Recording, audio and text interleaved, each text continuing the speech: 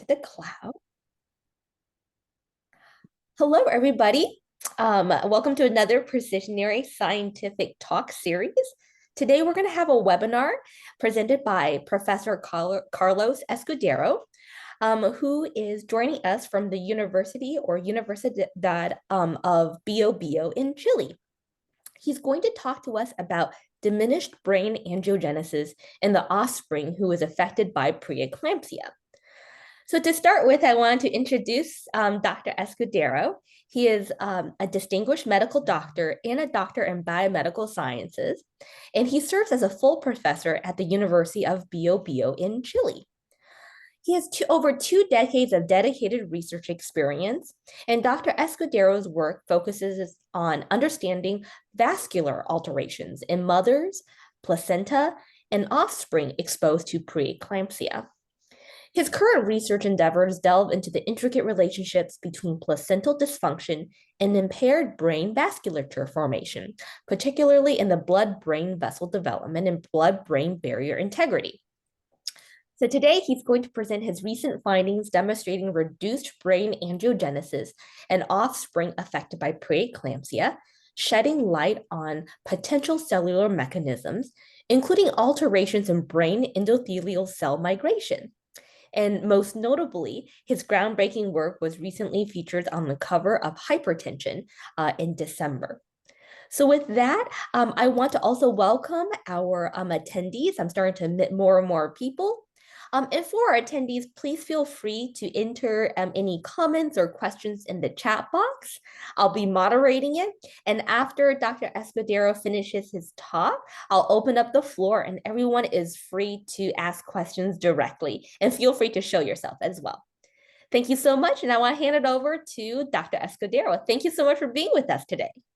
So thank you very much for the invitations. I appreciate that you give us the opportunity to present these results you presented regarding the angiogenesis process in the brain cortex in offspring from preeclampsia.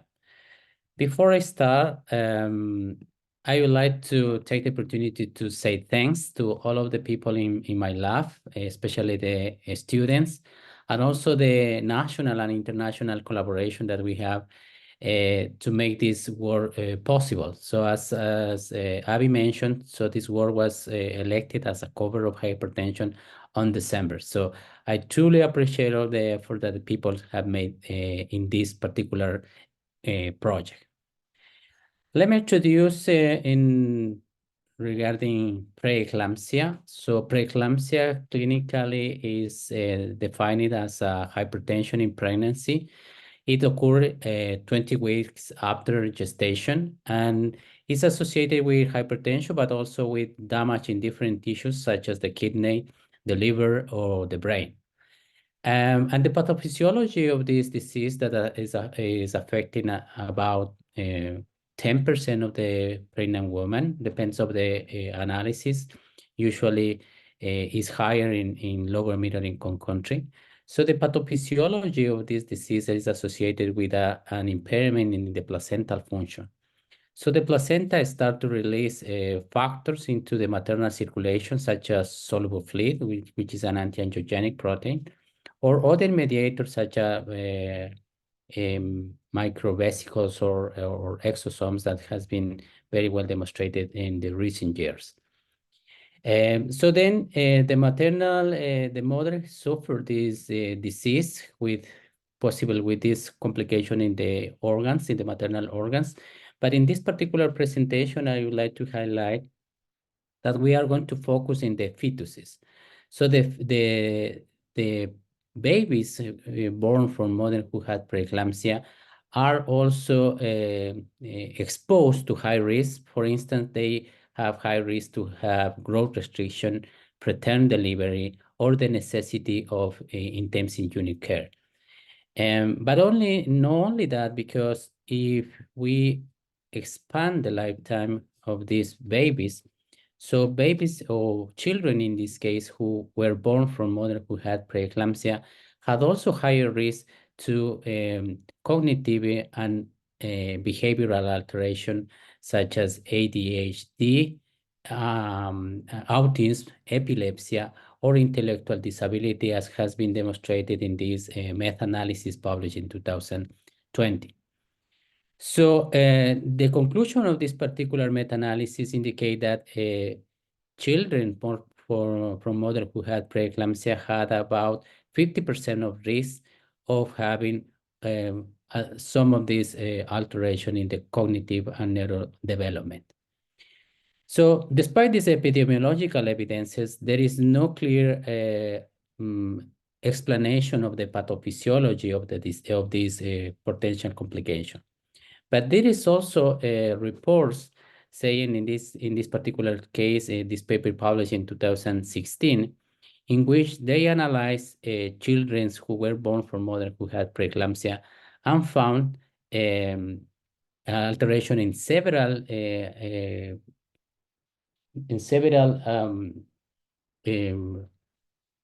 areas of the brain analyzed by MRI. And important for this presentation, they also found reduction in the brain blood perfusion, in particular in the parietal lobe and also in the occipital lobe. So that means that children born from mothers who had preeclampsia has a structural and also functional alteration in the brain. We also recapitulate some of these findings using animal model, in which we generate animal model for preeclampsia characterized by reduction in the uterine perfusion. This is called RUP model. It's a well-described model in the literature. We developed it in mice. And we analyzed pups from this preeclampsia-like syndrome. As you see here, there is a reduction also in the brain perfusion in pups coming from preeclampsia-like syndrome. So from the vascular point of view, reduction in the blood perfusion can be associated with several alternatives, included, for instance, the high sensitivity, the potential high sensitivity to vasoconstrictors that leads to vasoconstriction and therefore reduction in the brain perfusion. But also can be associated with a reduction in the formation of the blood vessel itself. So it is process in the formation of the blood vessel is called angiogenesis. So may also be associated with this particular alteration that has been described in the literature. But also can be associated with impairment in the blood-brain barrier. As you may know, the blood-brain barrier is a particular mechanism and a particular structure that is on charge of decreasing decreasing the transport from the from the bloodstream until the brain. And this alteration can lead to, for instance, neuroinflammation, and therefore be associated with perhaps cognitive and behavioral alteration, as has been described in the literature. The thing is that none of these alteration has been described in the preeclampsia setting in offspring, in the offspring. So we decided to analyze what happened with the brain angiogenesis, because if brain angiogenesis is impaired, so therefore can be associated also with other alteration. So our hypothesis is that offspring coming from preeclampsia may have a reduction in the angiogenesis process in the brain cortex, and this reduction in the angiogenesis can lead to alteration in the function of the neurons, and therefore associated with cognitive alteration. So in order to test this hypothesis, we developed a model, in this case in mice. So we supplement the pregnant mice with this molecule LNA, in which this is an inhibitor of the nitric oxide synthesis. In nitric oxide, as you may know, is a vasodilator, where then if you reduce the vasodilatory system, there is an increase in the vasoconstriction system and leads to a systemic vasoconstriction and therefore increase in the blood pressure. As a control, we also used pregnant mice, which take tap water as a vehicle of the LNA. And we characterize the preeclampsia-like syndrome in the first step in the mother, let's say hypertension, proteinuria, all of the features that is characteristic of preeclampsia. And also we characterize the placental and fetal morphology. And after this characterization, we decided to analyze again what happened with the pups, with the offspring, and we choose P5 because in this particular age, those two reasons to why we choose is P5, because one is because we at this particular stage, we know that there is an increase in the angiogenesis process, and also we can detect this effect in vivo. I know I'm not going to present the data in vivo, but this is one of the things that we actually are working on. But anyway, the idea is that we collected pups from P5, from the LNA dams, and also from the wild type. And then we extracted the brains and choose the brain cortex, particularly in the motor and sensitive area of the brain. And we analyzed the blood vessels in these particular areas. So after that, we also take blood from these pups and extracted serum in order to expose the serum to brain endothelial cells, in this case, mice brain endothelial cells. This is a cell line called BEN3. And we generate different in vitro assays for angiogenesis, let's say cell proliferation, cell migration, the capacity of tube formation in matrigel, and also the analysis of the fibers of the F-actin and the protein expression of proteins involved in all of this process. In order to extrapolate these findings, so we have also the opportunity to collect plasma from umbilical cord of pregnancy, from normal pregnancy in human, and also from women who had preeclampsia. So we collected this plasma and also repeat the similar experiments, but in this case, using a human cell line, human brain endothelial cell line called CMIC3. So regarding the results, so this is a summary of some of the results that we have. So this is the characterization of the preeclampsia syndrome in the mother. So as you see here, there is an increase in the systemic blood pressure in day 19 after supplementation with LNA. And this increase was associated with also with an increase in the level of proteinuria in the animals which receive an LNA. We also found some changes in the kidney and also in the aorta, and also a misbalance between these two proteins, FLT1 and placental growth factor, that has been also associated with the clinical setting in human. So after characterize this syndrome in the mother, let's say in the pregnant mice, so we then analyzed what happened with the offspring. So we, as I mentioned before, we choose these 2 time windows of analysis, day 19 after day 19 of pregnancy. Let's say that this is at fetus's age, and also P5 after pregnancy. So you see here, day 19, there is a reduction in the size of the pups. The pups are smaller because they're less weight. The length was also reduced, and the width of the animal was also reduced. So that means that the pups were smaller in this animal. And also we found that the placental efficiency was decreased. So the placental efficiency is a ratio between the placental weight compared with the fetal weight or the pup weight. So that means that the placenta tends to be higher compared with the size of the pups, considering that there is a placental insufficiency in this case. So then we analyzed what happened in P5. As you see here, there is a reduction also in the fetal, in the pup's size. That means that the size of the fetus doesn't recover after delivery. And also because we are interested in the brain, we took the brains of these pups and we weighted the brains. As you see here, the brain looks smaller than the controls. But when we compare the weight of the brain compared with the body of the animal, so we found an increased ratio, suggesting that perhaps the higher weight of the brain compared with the weight of the body of the pups may be associated with water content. So this is one of the analyses that we are doing right now in terms of the analyzing what happened, for instance, with the blood-brain barrier in these mice. After this characterization, we decided to analyze what happened with the vessels, the brain blood vessels.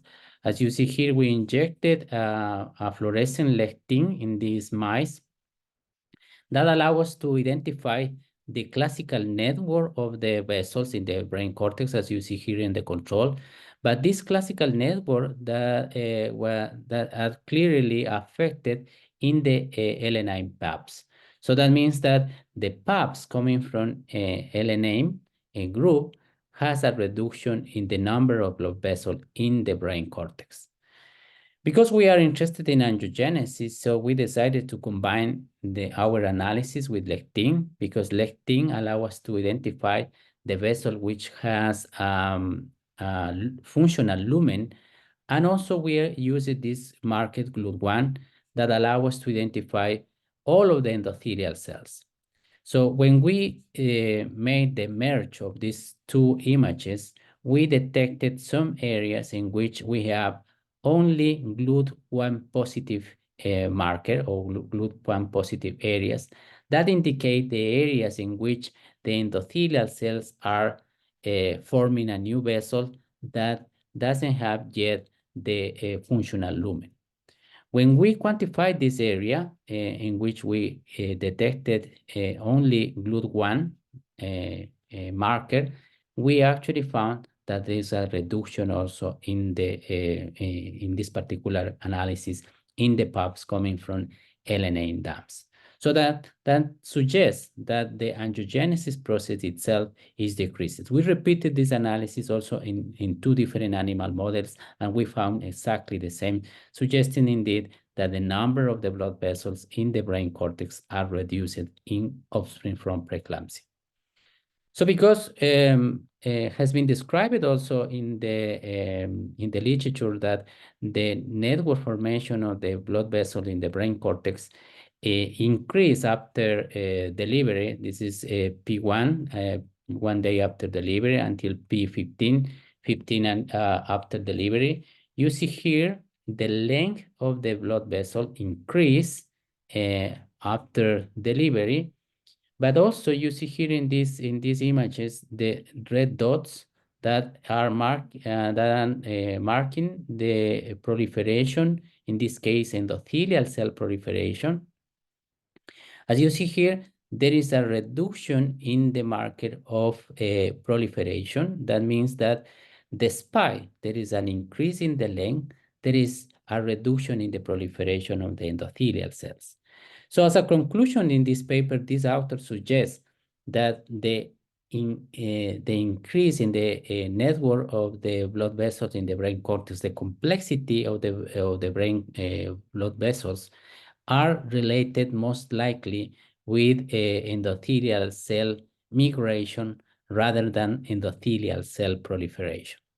So in order to detect changes in the endothelial cell migration, we then using this analysis, this is an immunofluorescent confocal analysis in which we detected these cells called tip cells, which are, you see here the shape of the cell showing the philopodia expanding from the body of the cell. And this particular expansion of the cell, prolongation of the cell, allowed us detect the migratory signals that are present in the tissue. So you see here, so this is the quantification. This is a clear quantification in the control, but the formation of these tip cells was dramatically decreased in the LNA group, suggesting again that the migration of the endothelial cells are impaired in these animals. In order to further analyze this particular process, the migration, so we may know that the migration of the endothelial cell, the migration indeed of any cells, is a complex mechanism that involves changes in the cytoskeleton of the cells. And the cytoskeleton of the cell is mainly associated with the formation of these F-actin structures. And also the endothelial or the cells that are in migration have to form these filopodia and lamellopodia structures that allow them to sensing the migratory signal.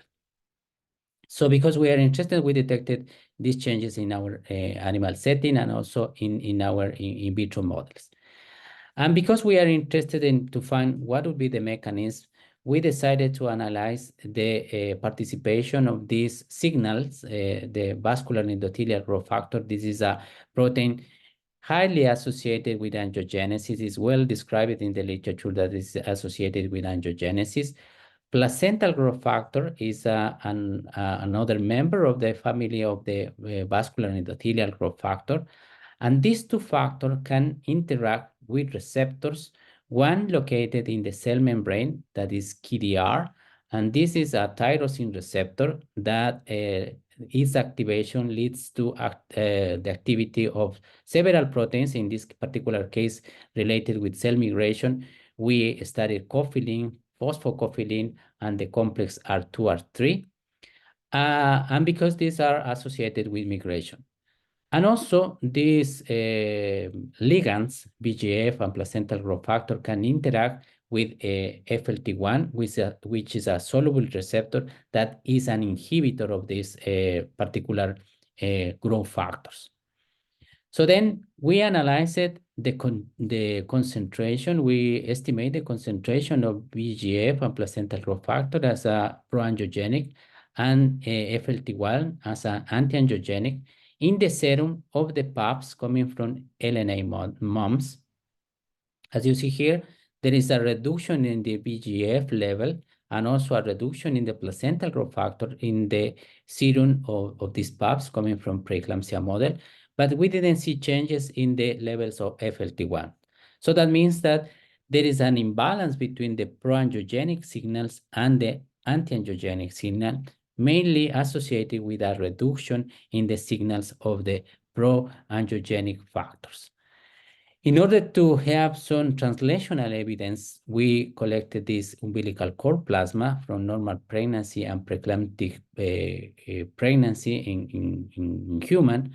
As you see here, despite we didn't see statistically significant changes in the level of VEGF or placental growth factor, there is a trend in the similar way that we found in the mice model.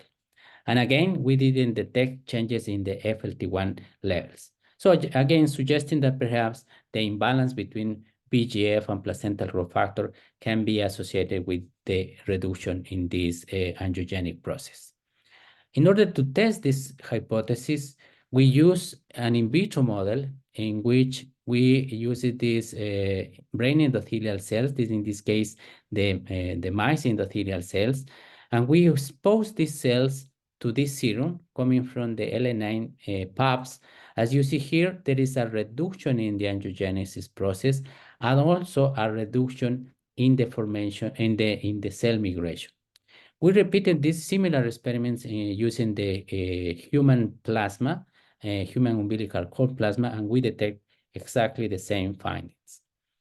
So then we analyzed what happened with the F-actin. As I mentioned before, the changes in the cytoskeleton is associated with changes in the F-actin formation. So as you see here, cells exposed to a serum from LNA pups looks very strange in terms of the formation of the F-actin. And we quantified the length of the fibers. And the length of the fibers of the F-actin was higher in the LNM group, in cells exposed to serum, from the LNA PAPs. And also, we found a reduction in the filopodia, which indicate that perhaps one of the mechanisms may be associated with changes in the cytoskeleton.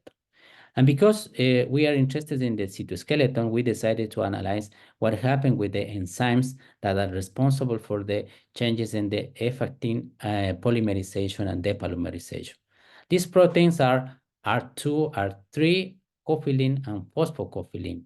As you see here, cells exposed to this serum coming from the LNA PAPs has a reduction in the complex R2 and R3 without changes in the cophylline and phosphocophylline. This similar experiment was done also in the human setting, but in the human setting, we found changes in the cophylline instead of changes in the R2, R3.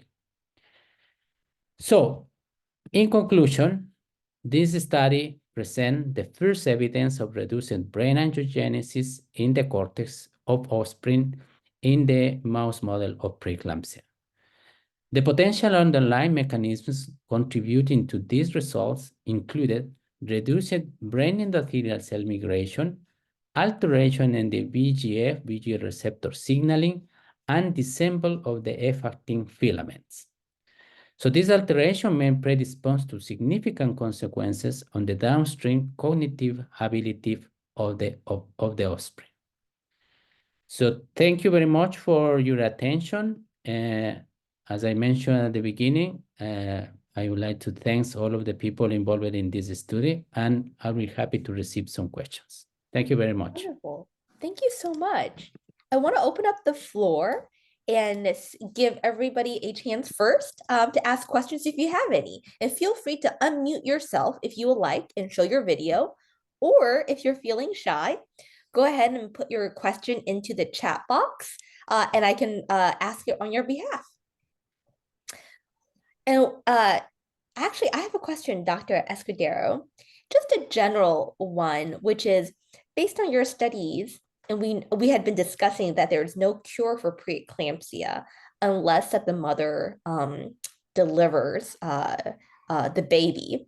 What do you see based on your findings to be the next step in actually treating preeclampsia before we even talk about, brain angiogenesis? Yeah, so one of the problems that are happening currently is that we don't understand the maternal syndrome itself. So there is agreement in the general literature saying that is for instance, placental dysfunction and alteration in the endothelial cells at the maternal side. So what I'm trying to say is that we don't know exactly the mechanism. So that is hard to have exactly treatment for the mother. But anyway, of course, there is treatment available. So usually the treatment is control the hypertension, control if this woman perhaps may end it to eclampsia, for instance, with seizures, prevent the seizure using magnesium sulfate, or even some current analysis has been done regarding the prevention of the disease.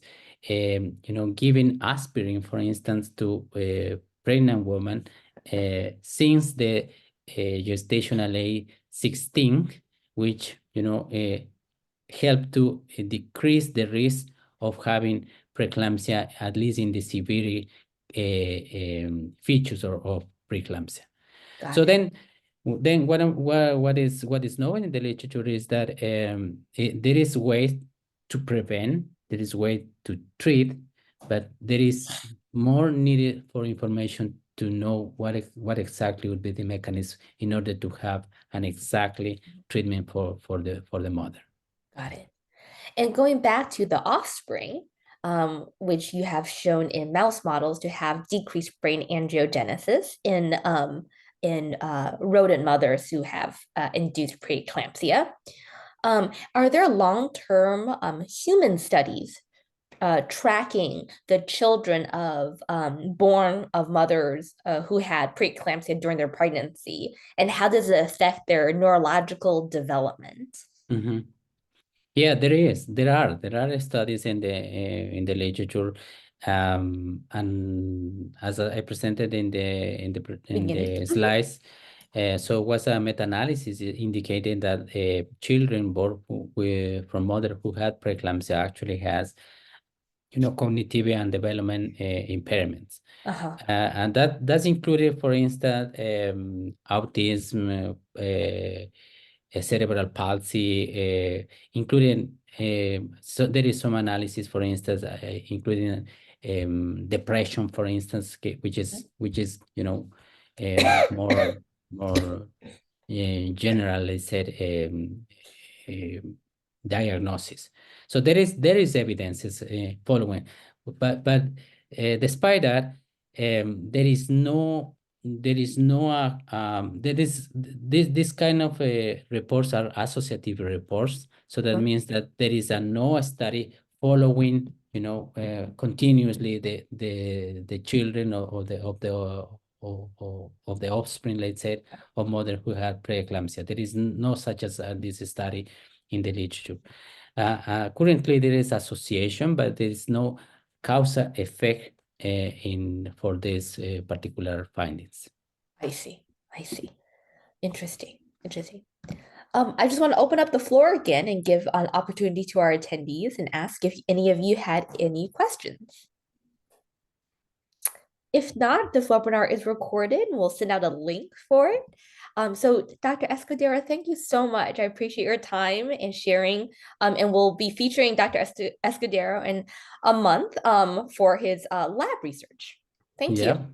Thank you very much. Thank you to you. Bye-bye.